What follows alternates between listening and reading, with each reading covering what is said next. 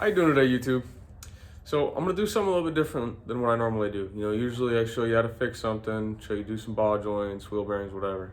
Right now I'm actually gonna do a little bit of a resurrection or, bring a car back to life. So I picked up a 1966 Cutlass. It's been sitting since at least 94. The previous owner got it from another guy. Didn't know exactly how long it's been sitting, so it's been sitting for a long time. Currently, all I've actually done is went, picked it up, got it home, put a carburetor on it, cleaned the points, got it running. So I'm gonna start showing you guys little by little on what I'm gonna do to get it back on the road. I haven't done an oil change on it yet. I actually don't even have the gas tank hooked up yet. So I'm gonna show you what I got going on. This is it, 1966 Cutlass with the 330 olds in it. Put a carburetor on that I got off a buddy of mine, cleaned it, put it on, put a new coil in it, cleaned the points, and it fired up, started running. This is my makeshift gas tank.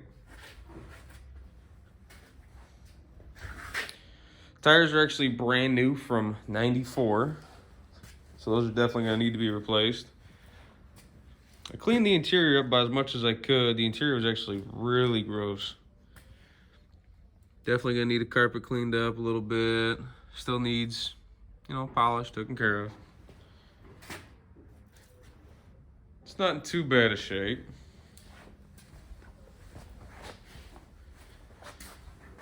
Couple of problems I already know it has. The radiator needs replaced, which I have a new one sitting back there. Somebody at some point had broken off the tube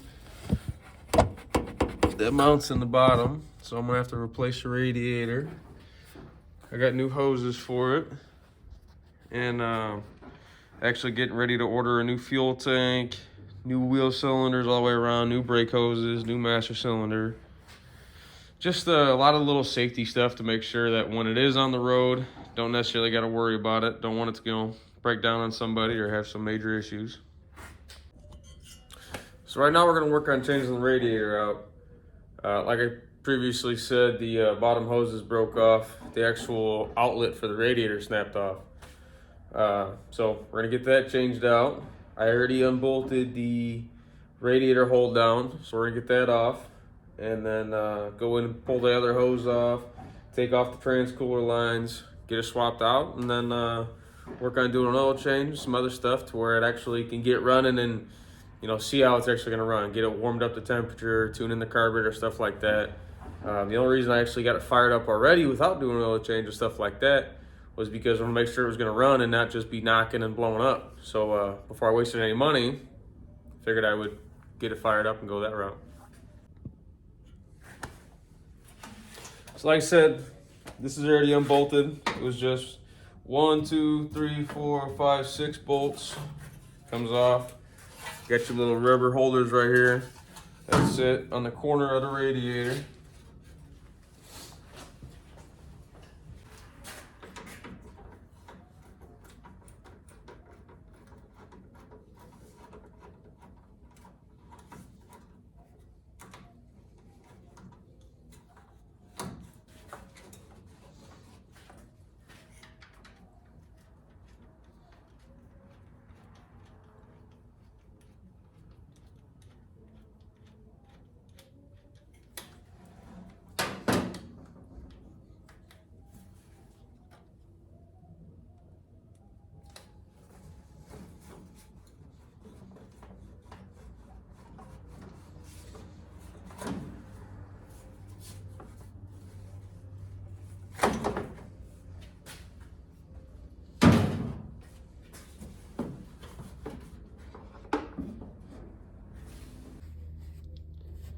So those are the trans lines. There's one there and one way down there.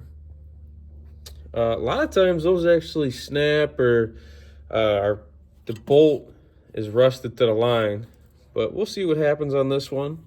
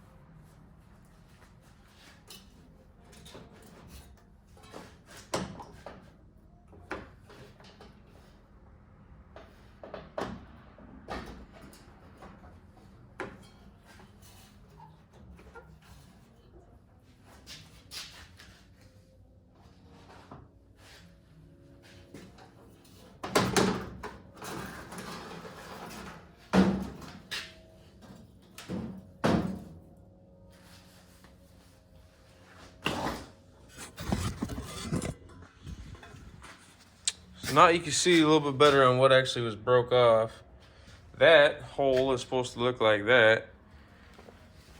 Somebody had ripped it off down into the actual line down here, the actual hose. But yeah, we got a new one, so we're gonna get that changed out.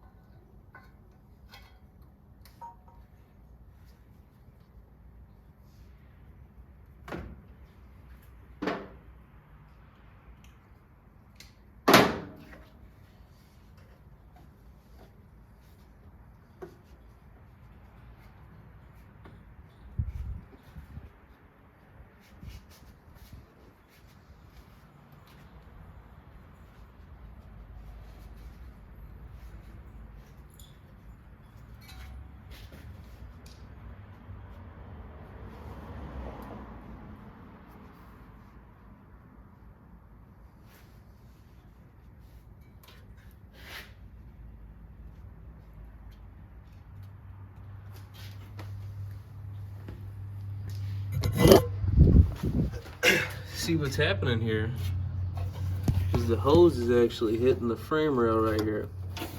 So if I run it, eventually I end up cutting a hole in that hose. And I don't like doing stuff like that. So what I got to do is trim down right here a little bit, slide it up a little bit further, that way it's a little further away. All right, there we go. Now we got some clearance back there, that way it ain't hitting anymore. So now I just gotta finish tightening up that hose clamp, then move on to doing the top hose.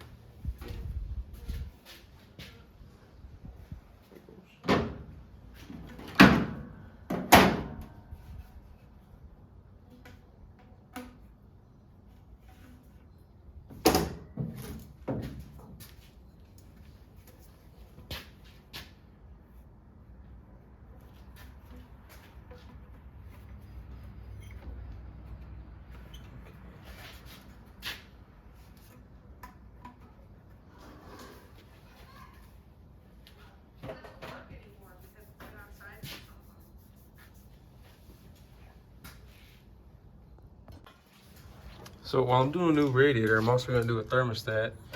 As you can see, there's some gunk in there, and it's always a good idea to replace them because they like to stick when they're all dirty and nasty.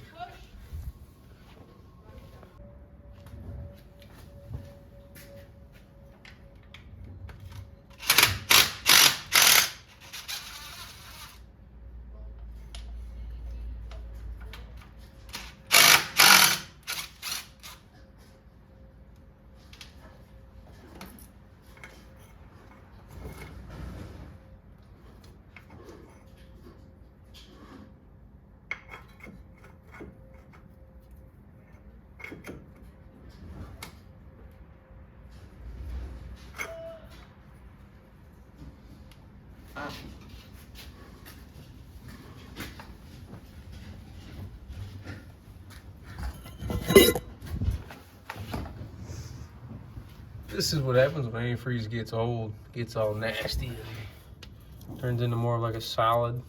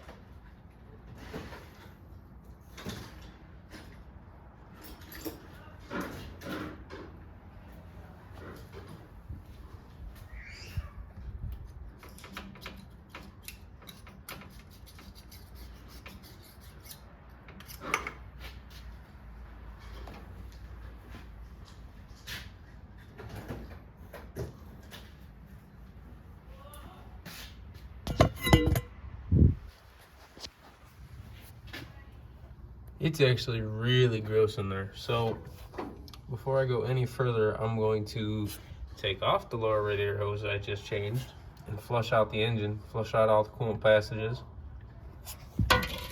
That way none of that stuff blocks up any of the coolant passages up in the heater core or into the new radiator or anything else. So right now, I'm gonna hold off on flushing the engine. It's actually dark outside, so don't wanna push this out and get my hose out and everything else. So I'm gonna do an oil change on it, and then maybe pull off these front wheels and inspect the front brakes on it. Definitely gonna replace wheel cylinders, but currently I only have one in, so I'm waiting on the other one to come in, but I can at least take a look at them, maybe take them off. So, finally got the coolant flushed out. Gonna finish putting the radiator in, be able to put some new coolant, new water in it, get it all running and driving, see how it works. Well, apparently I forgot to hit the record button, so you guys kind of missed everything.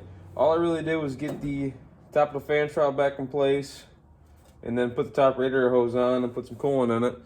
But I'm gonna get it fired up and start putting some water in it, get it all cycling, make sure everything's mixed properly, and see if she overheats or not.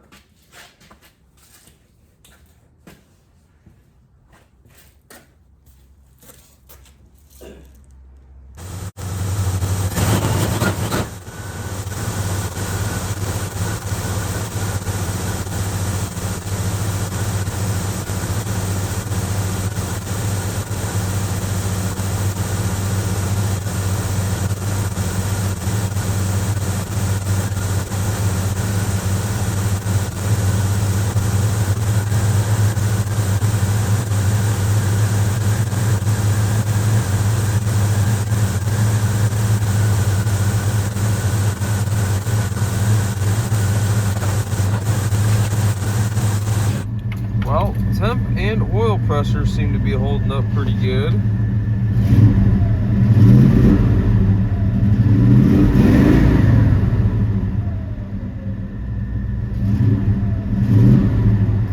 I'm pretty happy about that.